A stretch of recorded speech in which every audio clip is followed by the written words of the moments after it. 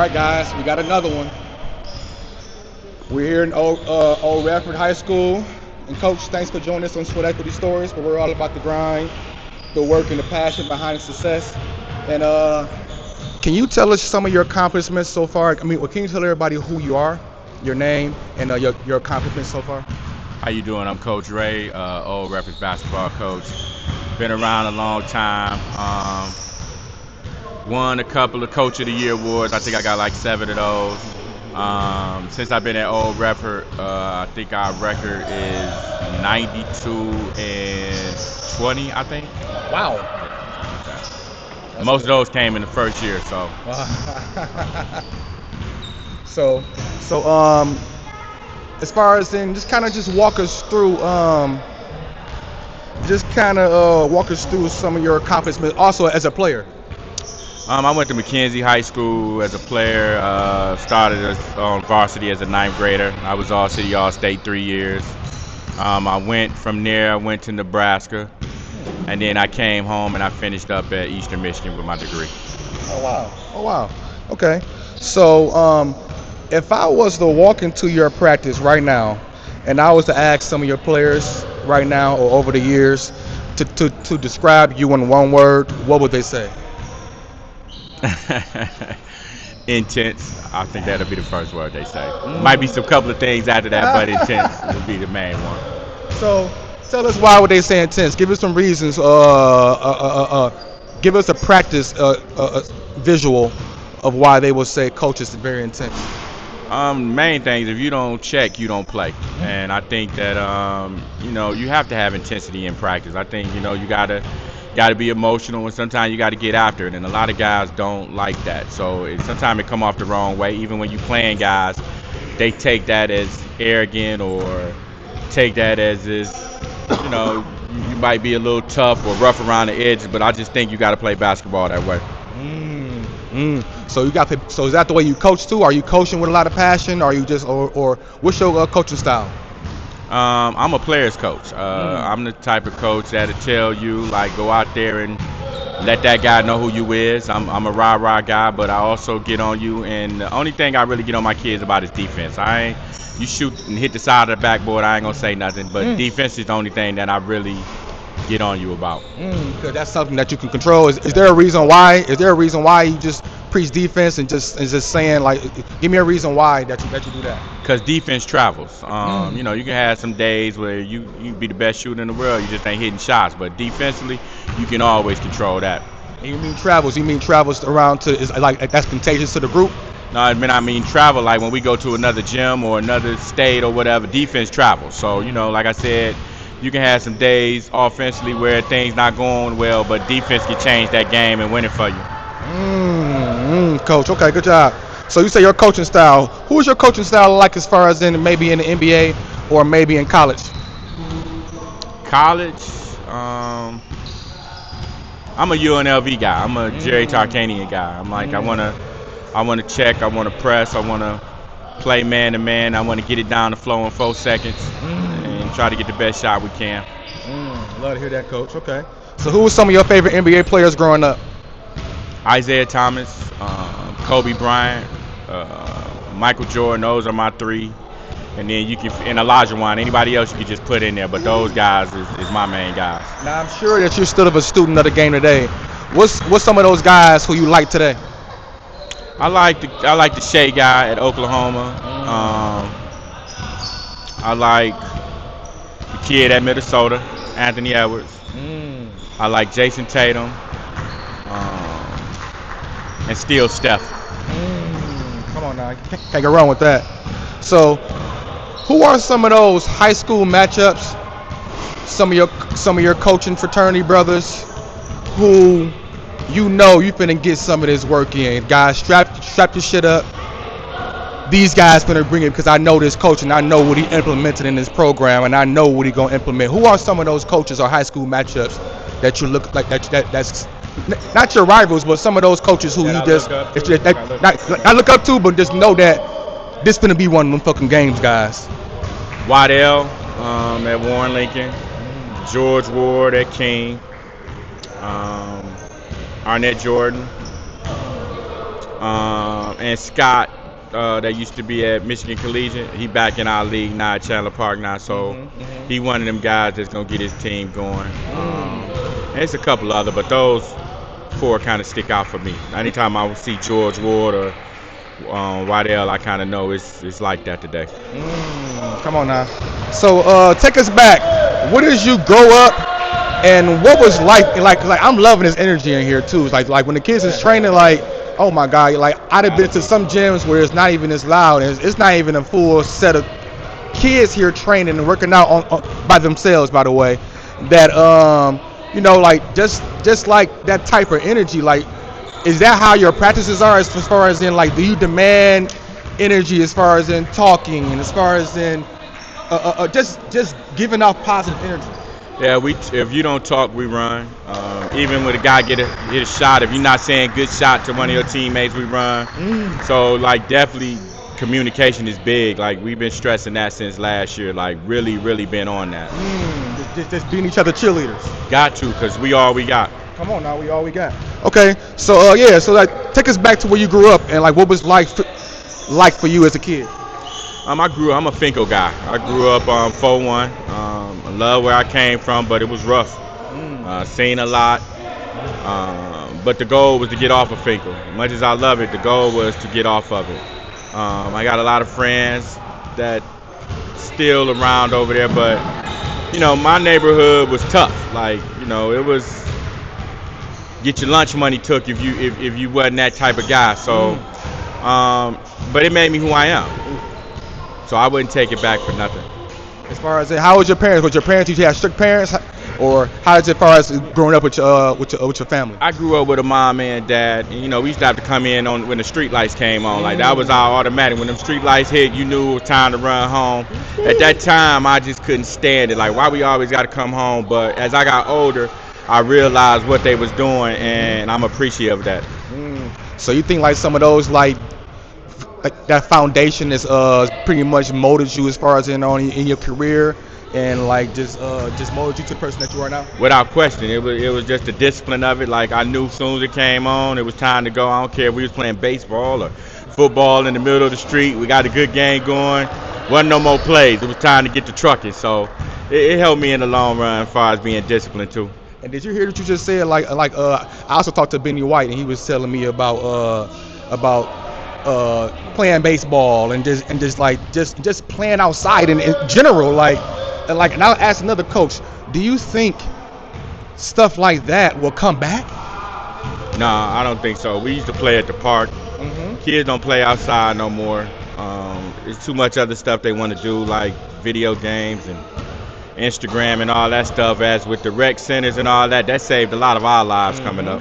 That's what I heard. So it's like you said, if it had never come back, like what can we do to be able to have kids value going outside and value? Because like when I was talking to one of the other coaches, he was saying like we used to share our gloves, we used to come outside and come play, like instead of just having a controlled run. Like you gotta have somebody call a scrimmage at the school to run. Like, would that ever come back? The love of the game of just being outside and having camaraderie. I don't know if the outside thing would come back, but what you can do is what we doing. We just open the gym up.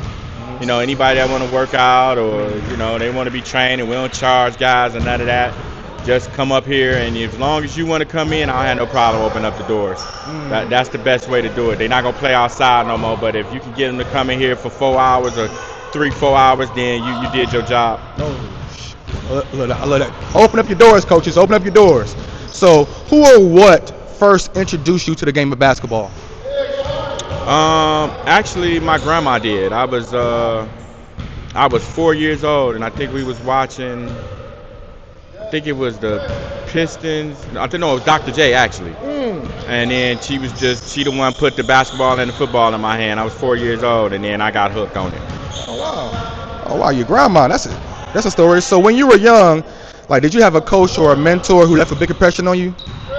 My high school coach was special to me, but also the neighborhood school that I didn't go to was Cooley.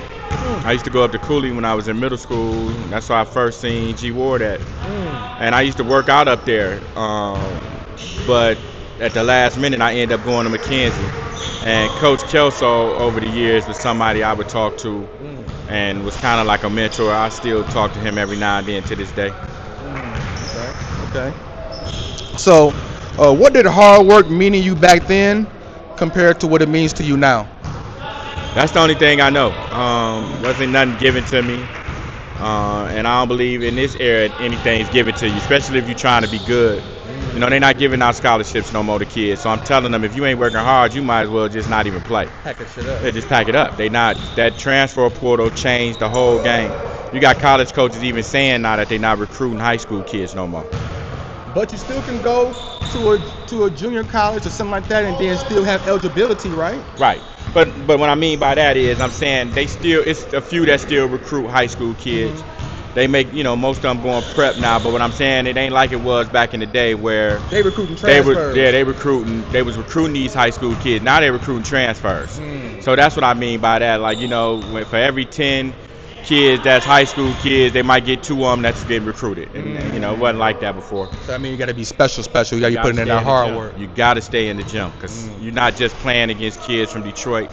You're going against kids from L.A., Chicago, New York, Indiana. Grown men. The kids are playing. So while you taking that day off, that other guy out there working.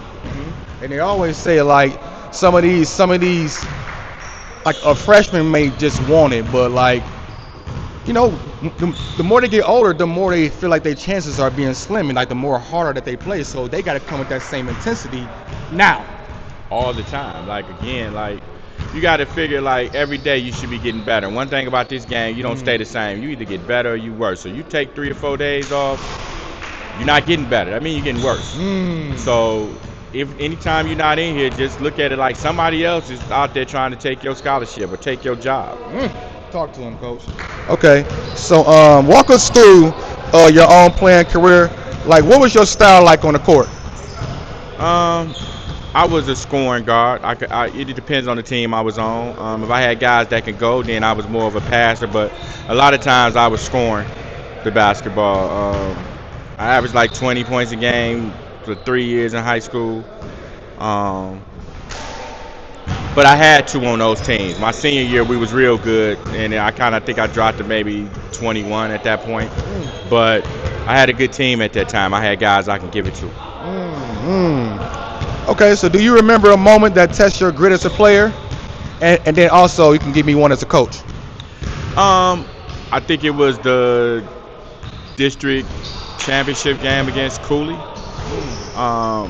Cooley had this thing that I didn't even realize till after I got out of high school and talking to Coach Kelso. They never kept a guy on me more than 3 minutes. So I always had somebody different on me every 3 minutes. And they was fresh. And then they would run stuff to hit me. Like run me, even for guys I knew wasn't gonna shoot the ball, they was running stuff so they can wear me down. And it did. Like the 2 times we played them that season, the score was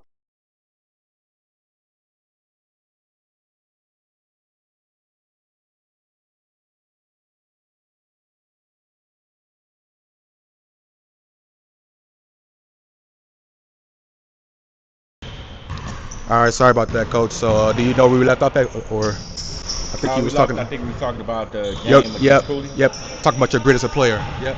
I like to compete. My thing was back then we could be friends, but once we got on the court, we was going at each other. Today's game, everybody want to be buddies and high five each other. Like a guy hit a shot in your face and you smile. I just think I can't stand that. So you knew some of those guys when that from those close games from the other side? Yeah, we grew. Like I said, Cooley was my neighborhood school. Oh yeah. So I ended up going to Mackenzie, but I knew all the guys from Cooley.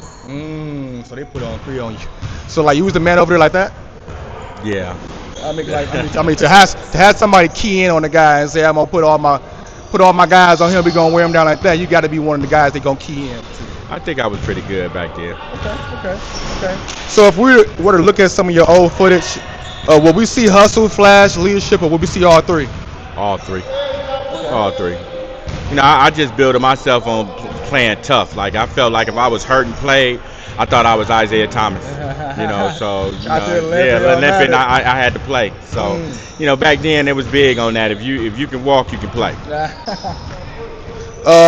So do you carry some of those same like traditionals as far as in Uh, as far as you're you're back from that time. I know you told me now you like to run the gun and adapt, so you ain't just throw it down to the big. So you've adapted to the times, and do you still keep some of those old school traditions? Like with our team, we don't have no positions. Like, I don't believe if you 6'8" that you got to be center, because if you got guard skills, we gonna use them. So my thing is, my team right now, we all guards. So we get it, and we going, because you 6'3", they not recruiting you in no center. Like, and I hate seeing that high school coaches putting these kids at center, and then you wondering why ain't nobody recruiting them. Like, come on now. Stuck in the box. Yeah. Okay. So at what point did you know coaching was your path? Pretty early. I think I was 22. I coached a little like AAU team just out the blue. My high school coach asked me to do it. I think he kind of tricked me into it too, because he knew. He just asked me at the last minute, "Hey, I need somebody to coach this team. I can't make it," and I ended up doing it, and I was hooked on it. So he wouldn't just ask like anybody. He had to see something in you to ask. Was this something like coaches or players was kind of like, man, you're gonna be a coach one day? My high school coach said it. My high school coach said it when I was playing, and I was saying to myself, "There's no way I'd be a coach. I'm not coaching 12 me's." So I just thought it is like, man, coach, you tripping. I ain't coaching nothing. But I think he seen it then, and I'm grateful that he did. But he'd always tell me that. Okay. So was there a specific moment or a player that confirmed to you, like, know what, this is why I coach. This is why I coach. I was blessed over the years. Or moments or players. Yeah, I was blessed to coach a lot of great players, especially high school players. I could probably name like 10 of them, but if I name those 10, then the others, but everywhere I've been, we've had Division I players, so I'm proud of that. And even one sitting over there, Mikey was one of my favorite players. Mike Doug that played for me, so I had a few. Sorry about that, coach. No, I said I had a few. So name some of your stops. I mean, can you tell us how, like, where did it all start? As far as walk us through your timeline of your coaching career.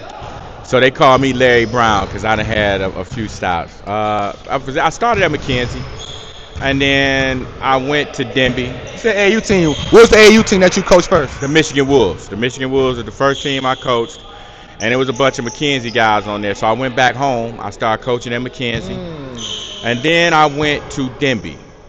I went to Denby. We were pretty good there. And then I went to Eastern Michigan for a couple of years.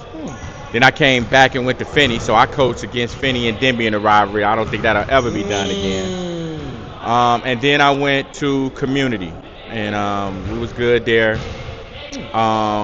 Took a break. I think I coached Mumford for 2 years, and then I stopped for 9. And then I came back and coached Old Red for the last 4 years. Was there a reason for the stop? You just get burned out? You just saying? I was burnt out, and then I wanted to get into the administration part. I thought I was done coaching. Then we got a superintendent who came to me and was like, "Look, I need you to coach." She didn't even ask me. She just told me, "I need you to coach." I didn't even think I missed it until I got back in the gym. So I'm grateful for that. Hey, I've been hearing a lot about you, Coach. So especially how you open up the doors. This game misses you, and it definitely needs you in it. So I appreciate that. Seems like you're a lifer, Coach. You definitely gonna be a lifer. So how was coaching? How does coaching compare to playing in terms of the grind? Coaching is different because even as a player, you got to worry about every guy on the team. But as a coach, you got to worry about the parents, including the players. And in today's game, these parents is different. They different. So what type of, like, what can we say to not help the parents but guide them better on talking with coaches or expectations for their kid? What can we do? Like what would you want to say if you was to talk to all the coaches or parents out there? I mean, about how to be able to deal together and be able to do it the best way. All you can do is keep talking to them and hope and pray that they listen. Some of them gonna listen, some of them not, because at the end of the day, they only worried about their kid. They're not worried about the other guys on the team and what's best for the team. They worried about what's best for their son. Even when you win, they still upset about it. So all you could do is, at the end of the day, this program ain't for everybody. You know, you're going to win some and you're going to lose some. But what do we do to even change the mentality of the parent? Because, like you said, that's just not now. Man, you've been to some of these youth games. That's growing. That's a phenomenon that's growing. What can we do to save these and stop these parents from talking bad to the coaches, talking bad to the referees? What can we do? Well, I'm going to say this. I went to the University of Xavier. I took a kid down there 2 years ago, and I sat down with Sean Miller when he was the coach. And he said that when they come visit these gyms and watch kids play, they bring somebody else to go sit next to the parents so they can realize if they want this kid or not. And he said you'd be surprised at how many kids they turn down because of the kids' parents. So all I could do is tell them that, and like, you want to be in the stands, you don't know who's watching you, who's sitting next to you, and you want to badmouth the coach and the players on the team, you hurting your kid. So I relay that message to a lot of them. They're hurting their kid to me, and also they're hurting just the mentality of the kid too, because you're just telling your kid, hey, if it don't go my way, or it's either my way or highway, just the mentality of just the thinking that you're just the only one and on a team is not the right way to go. Yeah, it's not about winning no more. It's about what my kid doing. You know, you can win and your kid ain't got 20, you upset. Oh my God. So. Oh my God. So when you hear the phrase sweat equity, what does that mean to you? Say that one more time. When you hear the phrase sweat equity, what does that mean to you? You better put that work in. That's the main thing it is to me. Like if you in the gym and you ain't sweating, what you in there for? And it's times I done came to gyms and watched kids being there for 30, 40 minutes and half-ass doing something. I'm like, time to go. It's time to go. Okay. So how do you teach your players how to value hard work over shortcuts? Because I think the hard work, once you see it, it make you feel better about yourself. Like when you in here and somebody tell you to run down to the hospital and run back, naturally the first thing you're going to say is, Coach tripping. But then when you realize in the game and you sitting there next to the guy, he breathing hard and you looking at him like, you tired? Oh, okay, ball game now. So, you know, once they see the work, then it's easy to appreciate it. See the work paying off. See it paying off. But what if they don't see it paying off? Like that's to me what sweat equity means. Putting in that work even if you don't see it paying off. How can you make them see it paying off before they even see it paying off? My thing with that is you got to remember where you're coming from. Like if you was a guy that wasn't working hard and all of a sudden now you done hit that gear and you putting that work in, you're going to see it. You're going to see it. It might not be in your shot, but it could be the way you check it now, the way you focusing on the game. So it's the little stuff like that that make you realize, okay, I got to put that time in, because it ain't just about playing. You got to go home and watch this stuff. You got to watch how guys are playing, teams you playing. You know, if you just come in the gym when your coach put you in there, then that's a waste of time too. You got to fall in love with every fucking thing about this, right? Always. You got to love every part of it. The running, it ain't just shooting. You got to put that running in too. And I know that I hated that as a player. I'd rather run suicide than you tell me to go run 2 miles. I'd rather just run in the gym, but I had to do it. A lot of times what you hate is a thing that's going to help you. Always. And make you stronger. Okay, so what's one drill or practice habit you swear by to build mental toughness? So it's a drill where we put 5 cones around the top of the key, on the wing, and on the baseline, and then we defensive slide and back pedal for like 5 minutes nonstop. So it'll break you, but it's times we see how that rotation is in the game, so it helps us a lot. It's a drill we do every day. That's a good one, Coach. So do you think today's generation of athletes has it harder or easier when it comes to earning success? I think it's harder for them because everything given to them. They spoil, you know, you got kids want to post their Instagram highlights and Facebook, but they don't want to post the game. So, yeah, I see you got a dunk and you hit a couple of threes, but I want to see when you missed a shot, what you did on that. Did you rotate on defense? Like, did you put your head down because somebody didn't pass you the ball? So I want to see all of that. I want to see the whole game. I don't just want to see a couple of highlights you put together for 30 seconds. You want to see the low lights. You want to see the reactions. Oh my God, Coach, that's very good. Oh wow. But why do you think kids like? What can we? Man, I'm just want to say like, what can we do to make kids just value? Because that's the thing too. Everybody want to highlights and want to be able to show their stuff. Man, but like, don't nobody really value just watching tapes and like, don't even probably. I would say accountability. I mean, it's just the age that we in. If you ever notice, you never really see too many guys post shots that they miss.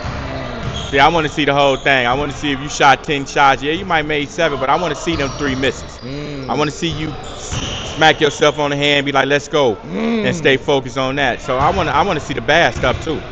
To me, that's when you can see the value of a person. Everybody's happy when it's good, but what are you going to do when stuff go wrong? To me, that's the time that shows your true character. I want to see what happened when we on the road and we down 7 with 4 minutes to go. How you gonna respond to that? Is you gonna put your head down, or you gonna say, "Let's go, fellas, let's get it going right there"? So I watch all of it. All right, guys. Okay. Also, so when your players, when you're also okay, so were you done talking about your kids having it harder as far as when it comes to earning success? Okay. So when your players graduate and they move on, what's the number one thing you hope they carry with them from your program? That I love them, and that everything that I did was for them, for the best for them. To understand that, I might have been on you, but it was a reason for that. I seen something in you. And for the most part, come back. Come back and talk to the younger guys and let them know, like, you've been through it. And yeah, coach might be on us, be on our head a little, but it's a reason for that. So basically you're saying is you're not just coaching, you're finding ways to teach. I mean, because like we all know you can learn life lessons through basketball, so you're finding ways to teach life lessons as far as, because you like, if you come to the gym every day at 6 in the morning, that's going to teach you basketball, but that's going to teach you life. Teach you about being on time for a job, not going in there late. Teach you about discipline. Teach you about hard work, because again, like, some of the you heard about some of our 6 in the morning workouts. But if you can get up to do that, then that tell you something. That just means you really want it. If you're getting up at 6 in the morning every day to come and work out in the gym, and nobody has to make you do that, those are the special ones. But that's the special players and parents, because it's definitely a collaborative effort, and we all know that. So, Coach, if you can, so what's next for you and your team this season? The goal is to win it. Like, we've been close. We've been to the state championship game. We've been to the quarters, the regionals. It's time to finish it now. And, we got a group that got a shot to do it. They hungry, so that's the goal, to finish it. Come on now, finish your breakfast. So if you could leave this audience with one line about success, hard work, or life, like your own personal sweat equity motto, what would it be? Life don't feel sorry for nobody, so keep going. Life don't feel sorry for nobody. Keep going. You got to push through. Hey guys, this has been Sweat Equity Stories. We got Coach Ray Reeves here at Old Redford. I want to tell you personally, Coach, like I told you off camera, once you're saying yes to somebody, you're saying yes to something, you're saying no to something else. I appreciate you for giving me your time and telling me yes. Like, we just met, and I want to say thank you, but also want to say thank you on camera too. So thank you, everybody. Coach Ray Reeves, Sweat Equity Stories, we're out. Thank you.